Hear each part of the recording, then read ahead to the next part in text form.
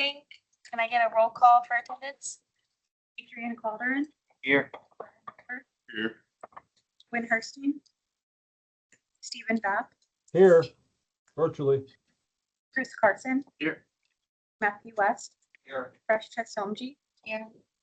Kelly, Bill Freeman, Here. Simone Kenny, Here. Troy Seeker, Lisa Davina, Jonathan Lord, Richard Zion, Here. Daniel Nicholas, Here.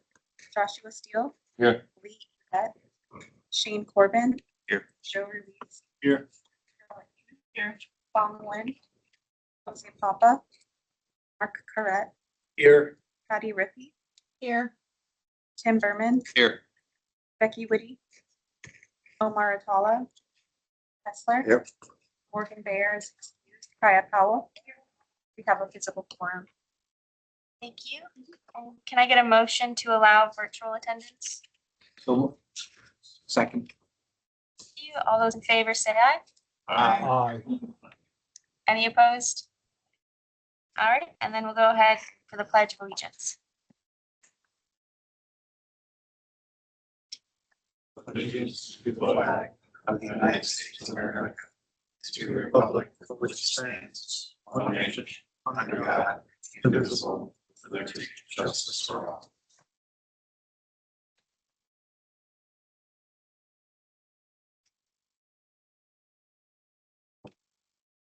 Are there any members of the public wishing to make public comment? All right, seeing that, we'll move on to our action items. We have item 3A, review and approval of the February 17th, 2026 TCC meeting minutes. Move to approve. Second. Thank you. All those in favor say aye. Aye. Aye. Any opposed?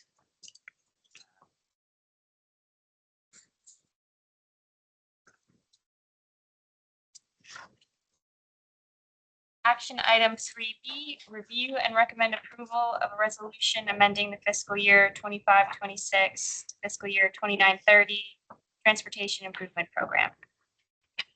Yes, thank you. So this is a request for three projects, an amendment that affects three projects within our TIP. One is to add construction funding for phase one of the Clyde Morris Boulevard project, which you'll hear a presentation on that later in the meeting. But this is a project that is ranked number one on our priority list for projects on the state highway system that are non-SIS projects. And then the other two projects are actually deletions from the TIP and the work program. These projects were submitted to the CPO during the annual call for projects for sidewalk projects by the city of South Daytona. They were programmed for design funding, but the city has indicated that they'd like to withdraw these projects due to shifting priorities within the city and responding to some issues with regards to flooding and resilience. So this amendment request just adds the construction funding in fiscal year 27 and then removes the two projects from the current fiscal year. If there's any questions, I'd be happy to address them.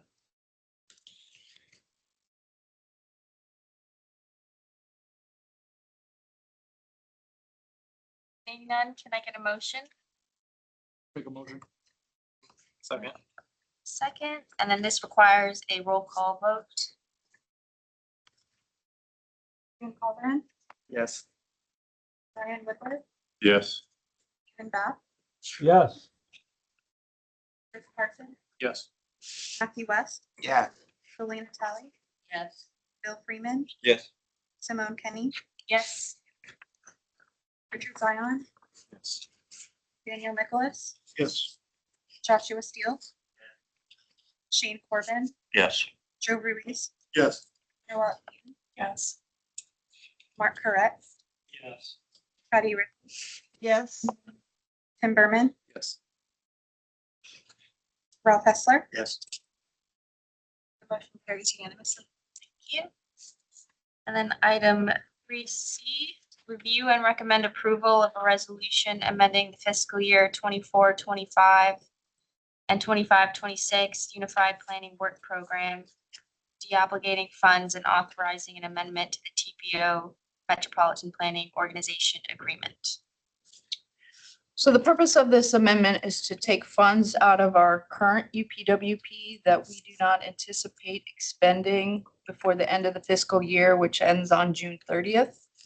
And we remove them from our current UPWP so that we can utilize them in the first year of our new UPWP, which we have produced a draft and submitted to FDOT for review. It's also posted online for any agency comment review as well. But we have to formally amend our current UPWP to take those funds out.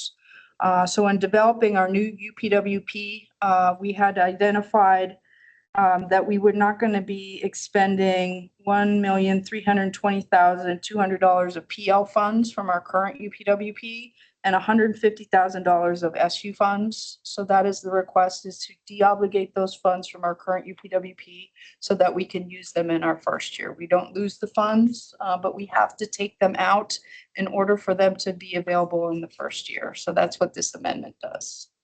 If there's any questions or comments, I'd be happy to address those. So it's just the process to roll them over. Correct.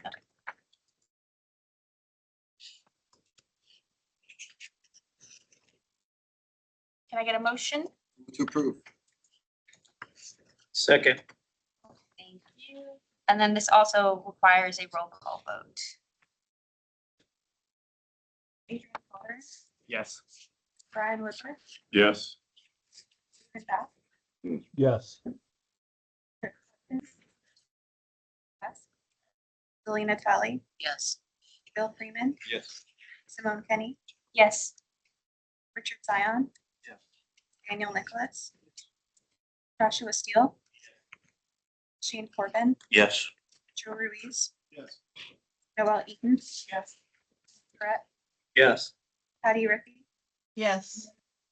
Tim Berman. Yes. Rob Hessler. Yes. The motion carries unanimously. Thank you. And then item 3D, appointment or reappointment of the 2026 Transportation Improvement Program Subcommittee members. So this is the subcommittee that reviews applications that we receive during the annual call for projects. They review applications that are specific to the traffic operations and safety program, as well as any planning studies that we receive. During this year's call for projects, we did receive 9 total applications in the traffic operations category and 3 in the planning studies. So every year we look at the subcommittee and we ask those that were currently serving whether or not they want to continue to serve, and then open it up if there's anyone else that wants to join.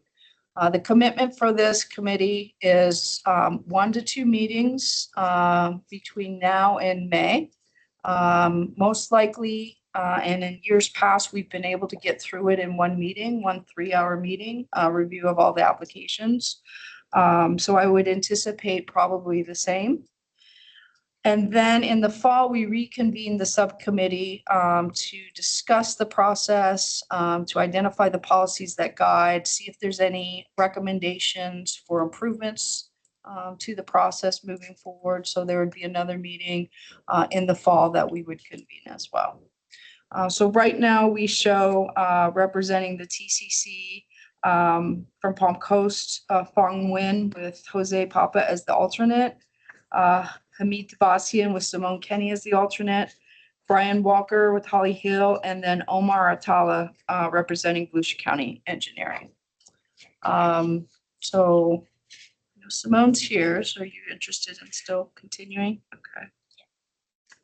And I don't think any of these other individuals are here or online. Okay. So what we've done in the past, when we have that situation, is we go ahead and reappoint them, and with the option where they can withdraw at a later date. So what'll happen is I'll contact them after this meeting to find out if they're still interested in continuing. And if not, if they don't have the ability to or the desire, then they would withdraw. But it's also an opportunity to open it up to anyone else who may want to join the subcommittee. Is there a magic number of how many members can be on the subcommittee? No, there's not. Typically in the past, I mean, you look at 3 or 4 from the different committees. It's usually more heavier from the TCC just because it's a lot of technical review. But it's based off of the criteria and the applications that you submit. So it's a set criteria that you're ranking projects by. And what typically happens is the individual members rank the projects prior to the meeting and then come to the meeting and discuss the project. So if there's something that you need additional information on, the project sponsors do have the ability to come to the meeting and answer questions. They cannot, however, present new information, new maps or anything like that. So is there a desire for anyone else to join? I think Matt would be a great member Ooh, of that.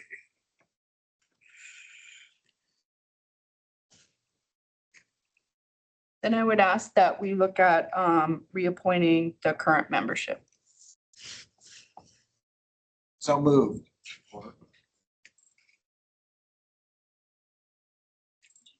Second. I said support. So that was Brian Woodworth for the second. All right, all those in favor say aye. Aye. Any opposed? You don't get any, you get as much as people drop, maybe looking for threats. No, because we'll probably start scheduling the meetings before we have a next meeting. If you would like to be an alternate. I guess I'll be on the list if somebody drops. Okay. So, We don't know, right? correct, we don't know. So we would need a separate motion for that. Oh, can I get or is that an amendment to the motion for separate? We already took a vote. Okay. So I move Brian Woodworth as an alternate if somebody, if somebody drops out. Second. Thank you. All those in favor? Say aye. Aye. Any opposed? All right, thank you. I would be willing to be your second alternate. Let's vote.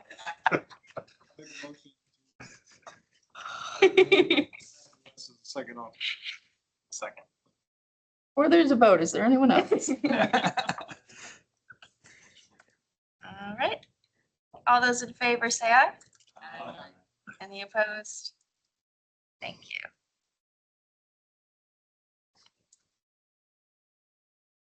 Okay, moving on to our presentation and discussion items. We have item 4A for our adopted Flagler County Transit Development Plan. Thank you, Madam Chair. Thanks, everybody, for being out here today. I'm Jonathan Roberson with USF Cutter, and just wanted to give you a final update on the now adopted Flagler County 2026 2035 Transit Development Plan. Real quickly, we'll go over the final evaluation, alternatives, development, identification of short and long-term needs, recommendations for the next 10 years, and next steps. What is the TDP for Flagler County? It's a 10-year update of transit needs, updating their last 10-year update in 2022. It meets FDOT standards for following the annual public transit block grant operating funding plan, and identifies needs that are both cost feasible and unfunded. And also informs the TPO process of and partners in the region of the long short-term needs. And it's required to be approved by the county commission, which it was last night, and then submitted and approved by FDOT District 5. It's available online on the Flagler County Public Transportation webpage. It's a 5 chapters laid out like this. And but overall, this is just a summary. I was with you recently, come to some final suggestions for the county. One thing we did was take a look at the existing system and did find overall that people who are riding the system now are very interested in, are happy with the current service in many ways, but would like to see more improvements on scheduling, trip availability, and waiting for trips. So as part of this last phase of the plan, we took a number of things and put them together to look at developing alternatives and final suggestions for the plan. That included surveying the public. 2 phases of that And we had over 179 responses from current riders, 745 responses from online surveys, which was really pretty good response to folks and surveys filled out at public workshops. We had a number of public meetings. This is my third in front of you, so base here. Stakeholder interviews with business, community members, education, and so on. And, some public workshops in Goodell and Palm Coast. Putting all that public discussion involvement together was also a market assessment of the existing and projected transit needs in the county, demographic, economic, land use, transportation, growth, and needs. Putting it all together with the analysis we did for Flagler County, the community input, we come up with about 5 factors that we kind of put into the sausage maker for Flagler County to consider developing, evaluating, prioritizing public transportation alternatives in the county.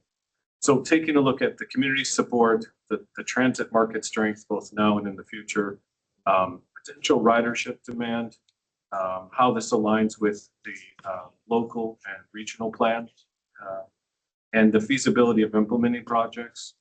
Is there money? Is there potentially money? And so on.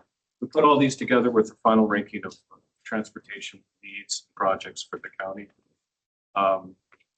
for the next 10 years. It was a pretty big list, but breaking it down into the top ranked needs for the first 5 years was a number of prioritized service alternatives. The first being, besides maintaining existing services, the county, it was suggested that they improve their existing services, add some trips, better scheduling, more flexibility for people. But one of the main things we found was the need to add some kind of mobility on demand service, some kind of flexible service for people in the southwest zone or the northwest zone. We found that putting all that funding together from potential sources that are very common, some of which the county's not accessing yet. We think these first 4 projects could be done with existing resources. Next up was a number of fixed routes, blue, pink, and red, and some additional MOD service. To put that in context, this was all the needs identified. But what we found was, besides enhancing existing service, starting some kind of flexible mobility on demand pilot project or 2 in the southwest zone noted here, or northwest zone, was one of the first things they should try to see where the demand really was, to see what people needed, and to get some mobility options open for people first. Secondly was service in the northeast zone, and also there was definitely some demand and potential success for fixed routes on the pink route up there, Palm Coast Parkway, the blue route in the middle there on Belterre, and the Moody 100 corridor from Benel to Flagler Beach. So all those areas also tested well, but there wasn't always enough funding or infrastructure in place for those to start right away. So we'll talk about that. Associated with that priority for service for the next 10 years was a capital needs plan. This is for the first 5 years mostly, but that includes modernizing existing, getting new vehicles, modernizing their IT, trip planning, mobile ticketing, perhaps adding that, upgrades to maintenance and operations facilities to facilitate this new service, and all those things that kind of would get new service in an area kicked off and safely running. Couple of big steps needed though for Flagler County to maybe implement some public transportation that we recommend is to continue their relationship with the Federal Transit Administration. There's funding they can access now and hopefully soon. They're on a good track there. That would give them some new capital and operating funding to maybe test some of these priorities mentioned earlier. And there's other grant money from the feds and the state that could also help facilitate that plan. This is all in the overall 10-year plan, so it's hard to put all into this presentation, but I hope you could take a look at it. Once again, this state DOT District 5 is a great partner. FDOT across the state helps fund capital and service grants for new service in many areas. And that's something we encourage the county to go after for one of these pilot projects. And there's also the State Commission for the Transportation Disadvantage, which also funds service grants. So there is some financial paths potentially laid out in this plan, and how that is reflected in the priority service chart I mentioned earlier. And the TPO is a huge partner in this. We recommend that Flagler County become more involved with the TPO's planning and funding processes. And it's a TPO that very much supports transit as a mode, so we think there's a lot of momentum there. Daniel Nicholas is here from Flagler County.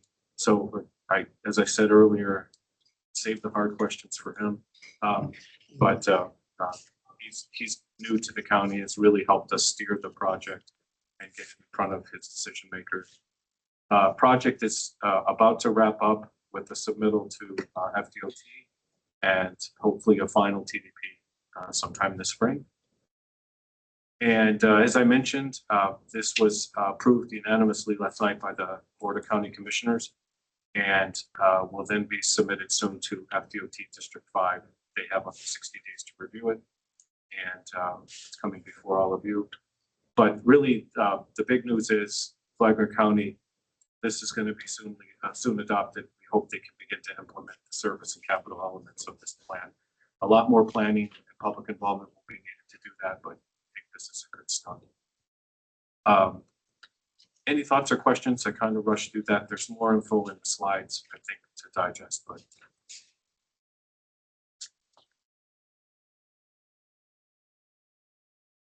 Very much. Thank you.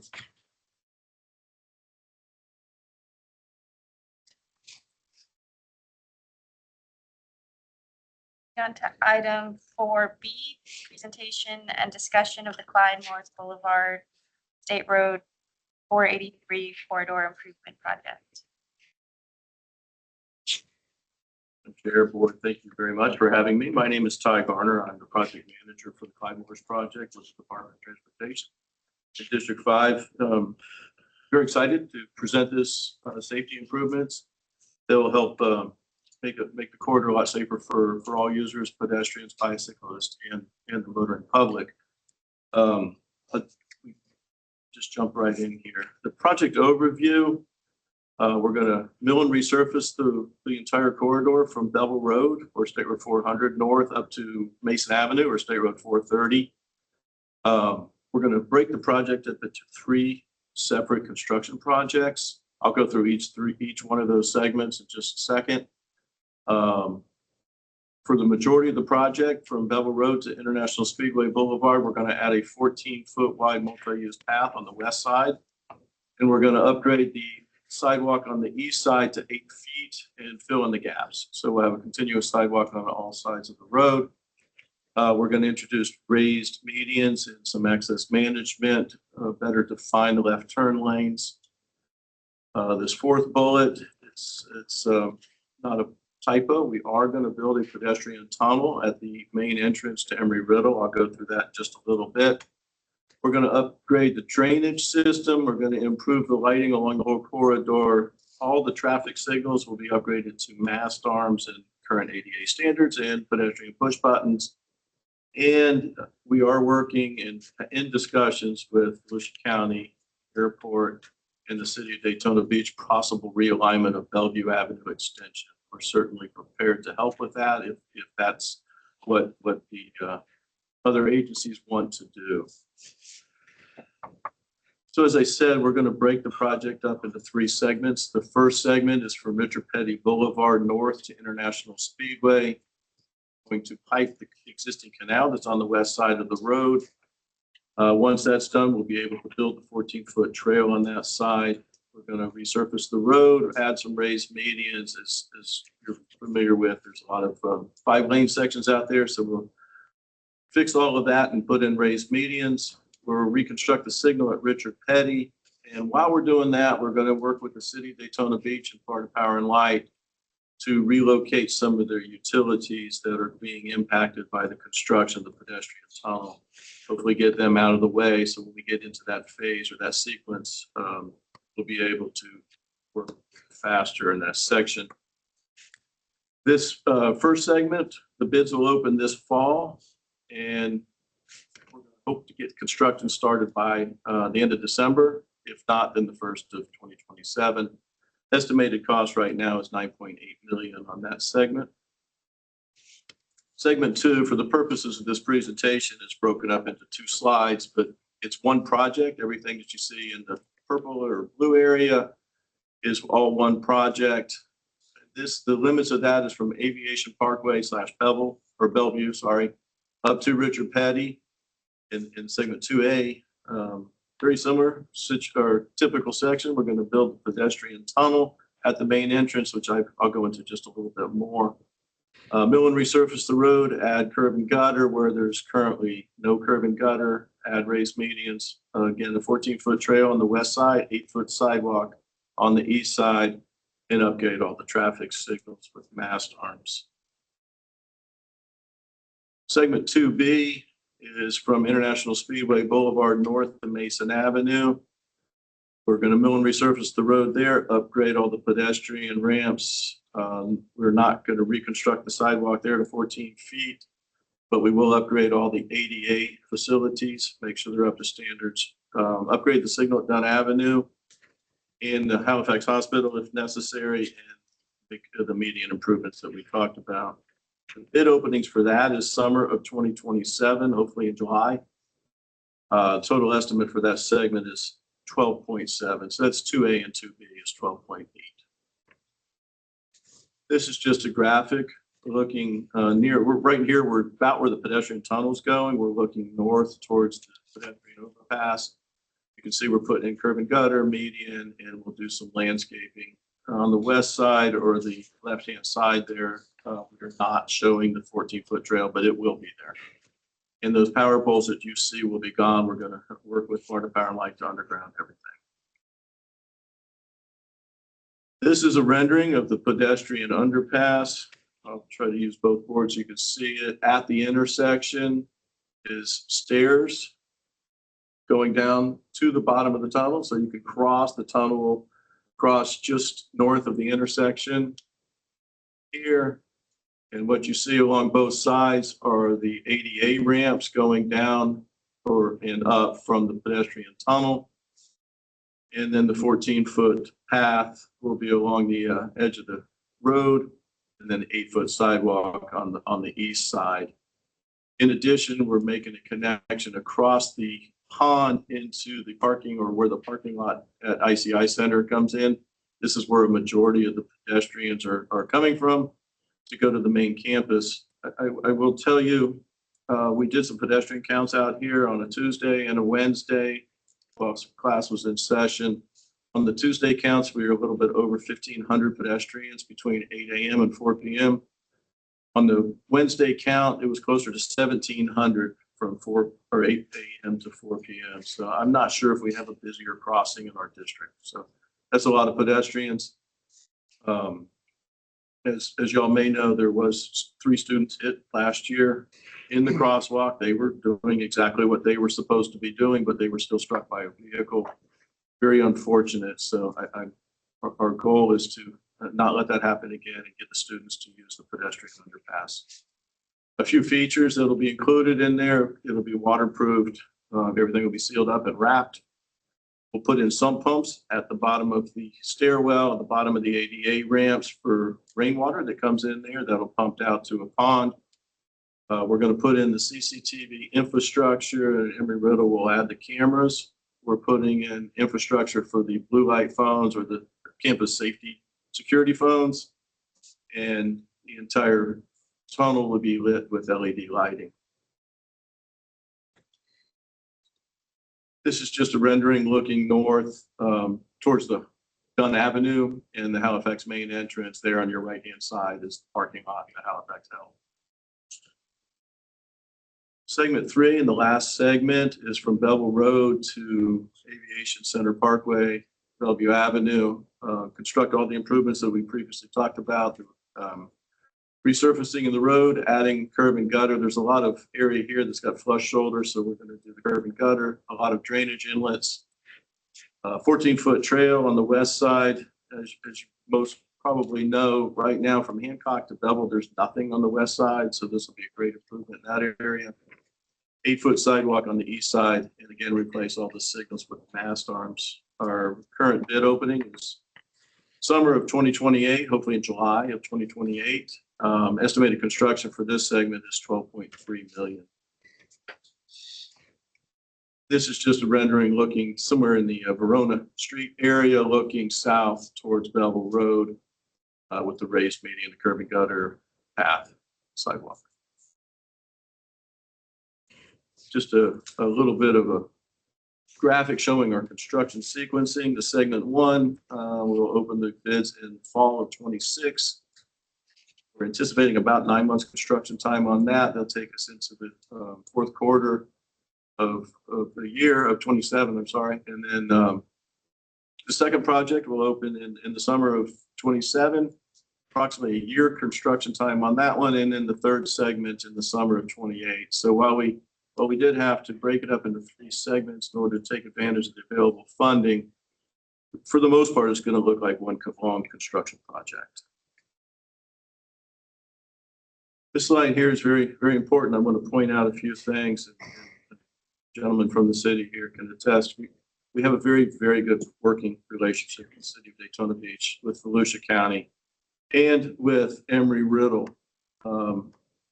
Our normal process, once we've identified our right-of-way, which we just got done wrapping up, we would need another 2 years for all the acquisitions. So in reality, this project would be 2 years away from starting construction. But with their cooperation and their help, they're going to work with us on the donations of the right-of-way, and we'll be able to speed this up and get started this year. So, Brian, to you and your city and or county and Embry-Riddle partners, thank you very much.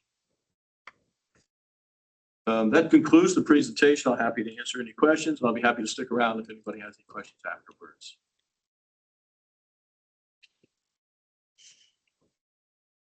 Thank you. Letting me off easy.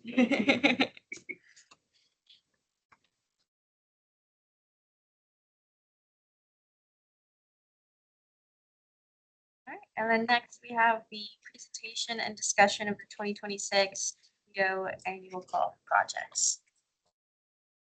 So this discussion here is just to identify the applications that we received during the annual call for projects.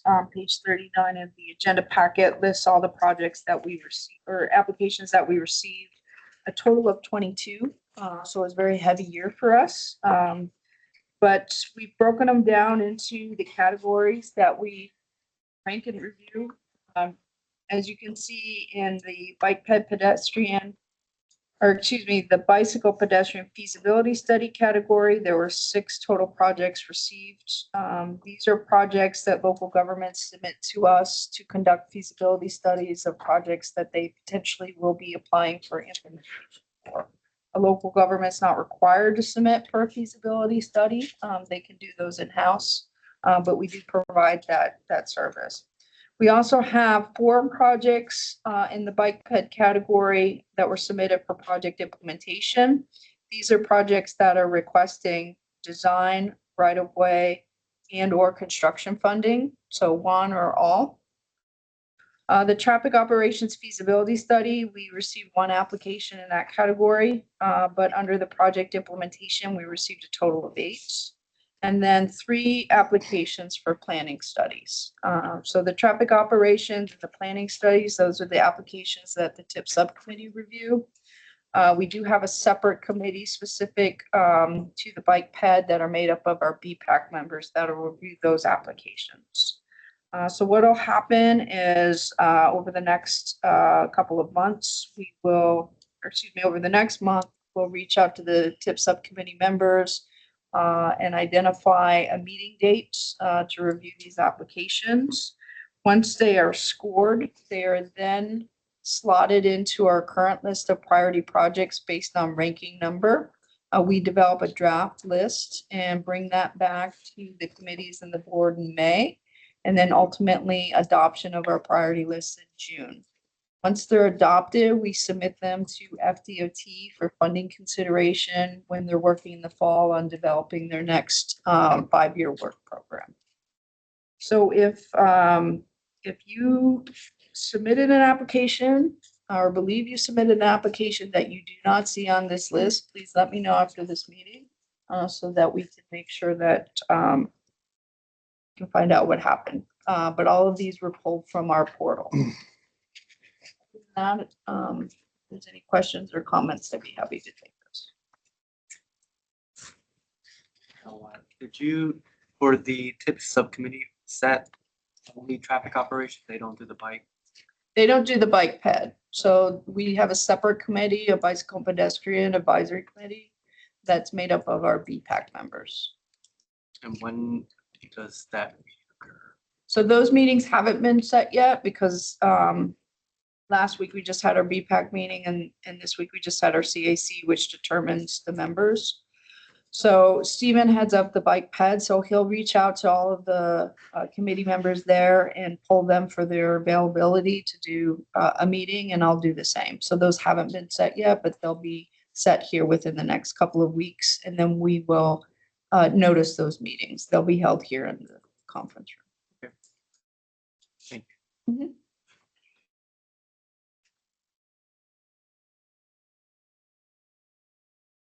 Right, and then we have our FDOT report.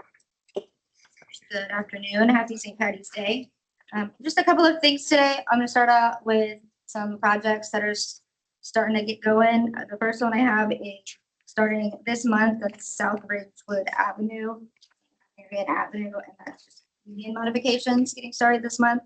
And then next month, we're starting the A1A from north of Roberta Road to Flagler County line, doing resurfacing and pedestrian safety improvements. And the next item I have for you is just a project highlight of a recently completed US 17 widening project in Dillion Springs, safety improvements, lane widening, and all of that. But quick video to highlight this project.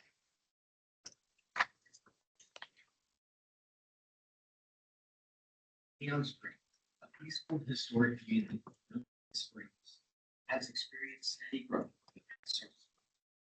US 17, also known as State Road 50, serves as a vital transportation corridor. As traffic volumes have increased, so has the need to improve safety and capacity. To address these needs, the Florida Department of Transportation began a roadway improvement project in September 2023 to widen US 17.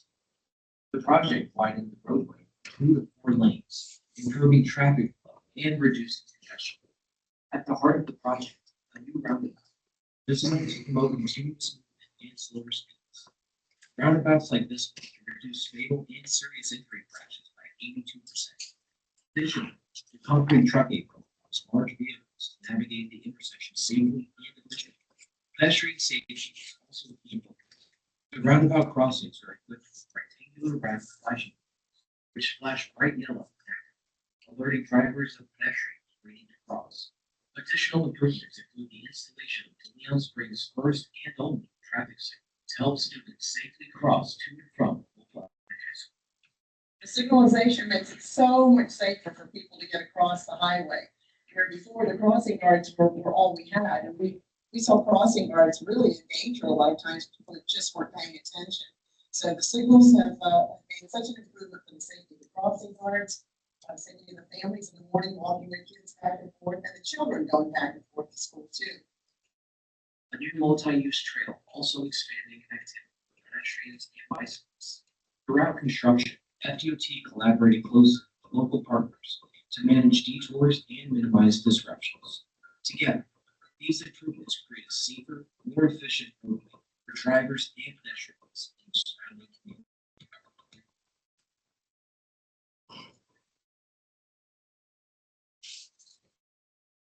Thank you. We'd like to highlight those projects as they finish, especially with all the safety enhancements. And the last thing I have for you is just an upcoming event hosted by FDOT and UCF. We're doing a career fair on March 30th for students interested in transportation. So if you know any UCF students or are over that way on March 30th and are interested in attending, please stop by if you're interested in registering. It closed yesterday, but if you want to last minute register, please come see me and we might be able to work something out. Folks at DOT. Lastly, I just have our normal resources, CFO Roads, IFAR Beyond the Ultimate, and District 5 Safety website for any extra information or project updates. And then my information is at the bottom in case any questions come up or you need to reach out to me outside of any meeting. I'll be around after the meeting if you need any project updates or extra information from me. I have to. Thank you.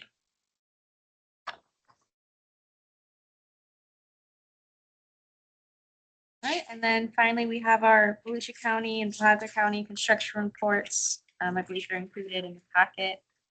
If anybody has any questions about those.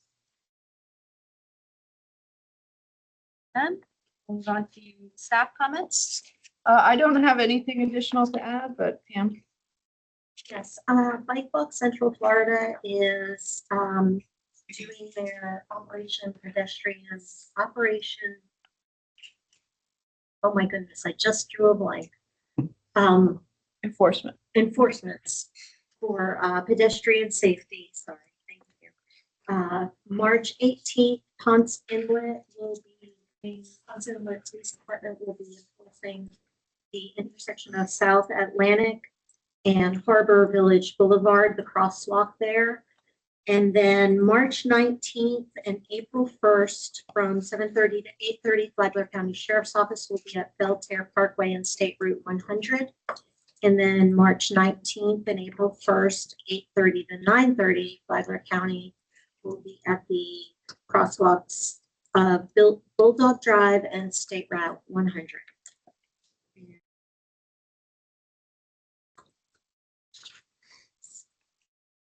Thank you. Any member comments? Right,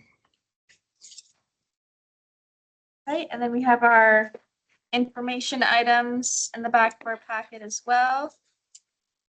And with that, I'll take a motion to adjourn. So moved. Second.